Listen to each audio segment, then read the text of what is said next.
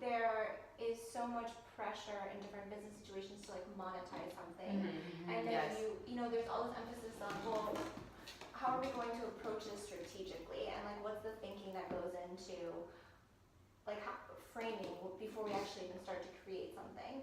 And I think that that is a hard duality between like I'm sorry, it's easy. okay. It's easy. It's easy, and I'm laughing because I was just having this conversation with somebody the other day. I'm laughing because it comes up so much, right? You're right, it's such a valid statement, and there's so much misguidance going on around that. And ultimately, we are all talented, right? We are all capable, we are all competent. You just have to go with what pulls you, right? And when talent exists, it shows up, it does its thing. And when you build the necessary skills and tools and you combine that with passion for what your craft, you manifest all of these things that we later on, we the receiver, we the viewer, we give it verbal acknowledgement, and we give it sort of a stepping stone for why it resonated with us, right? I'll give you a very pure example. When we're all studying literature in high school, you know, they break down all of these great works of art for us. And I remember literally being like 16 years old and thinking about this in that moment. You know, so I'm learning all about foreshadowing, and I'm learning all about similes, and I'm learning all about why this work is a masterpiece. Did the author actually sit down and say, and here there shall be some foreshadowing, and here I think Blanche Dubois needs to have a white handkerchief to signify the virginity of... No, that's not how talent works.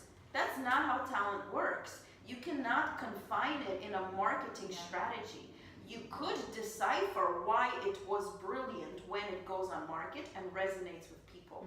You could study that and perhaps feed that information to those that are not talented. But those that are truly in line with passion and skill, right? They allow their talent to come forth, and they don't need any of that structure. And when you give an artist that sense of structure, you're no longer allowing them to express freely.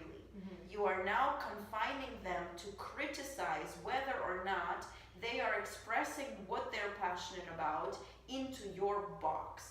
And that doesn't work. And I don't care who argues with me, it just doesn't work. When you see something brilliant, the person that came up with it, they just fucking came up with it, right? And they weren't worried about what society was gonna think, or who was gonna buy it in what kind of box, or how to sell it. They just did it because they wanted to, and they were prepared to do it, and they were passionate about it. So when passion exists inside of you, and you actually have the balls to go for it, you don't need all of these other things that corporations have a tendency to confine us to do. So we play by their rules. And it happens so much, and I hear it as an artist myself so much. Okay, be like this on camera, but the viewers really want to see you sell it like that. You know what? My product is gonna sell itself. My job is to stay honest to what I'm selling and be passionate about it, and to tell you why it's important for me. That's it. It's funny. I know this one is gonna go across because There's so much there's to so it. much. Yeah. For me, and I'm not a business person, but my career background outside of my art stuff was always in administration. So I've seen a lot of how the back end of it works, and I've been the second in command to a lot of business owners, and it's a different process. And for that reason, I always said I never want to be at the top of that because it's so stressful, and I think it was against my nature, though it was helpful for me to have the insight.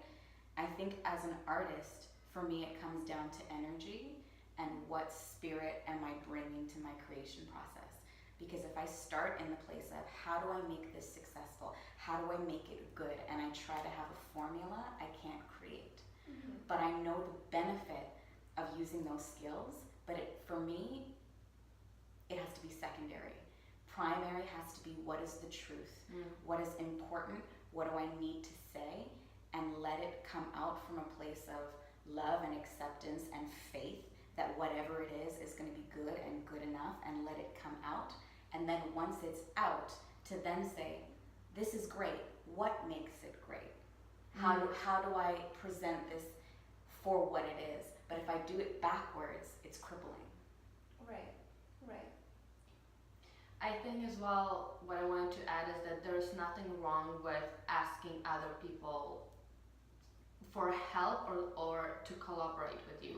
What I mean by that, for example, in my case where I wanted to put on a play, I'm not a writer. I do not like writing. I don't think I'm good at it. I have no interest in it really.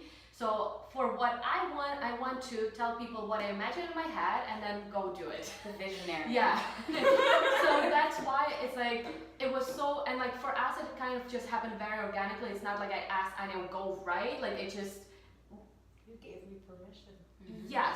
But it was like, it just happened, I feel like, you know? Yeah. It wasn't like my mental process that like I need to go and But ask that's Anya exactly to. what I'm talking about. You did what was true for you. Yeah, You exactly. didn't sit in that place and say, oh, I'm responsible for writing this. You didn't sit in that place and say, Yeah. oh, I hope I don't offend Anya if I ask her to do this one thing I don't want to do. Mhm. You didn't do any of those Yeah. things. You said, this is what I want, this is what I don't want. Yeah.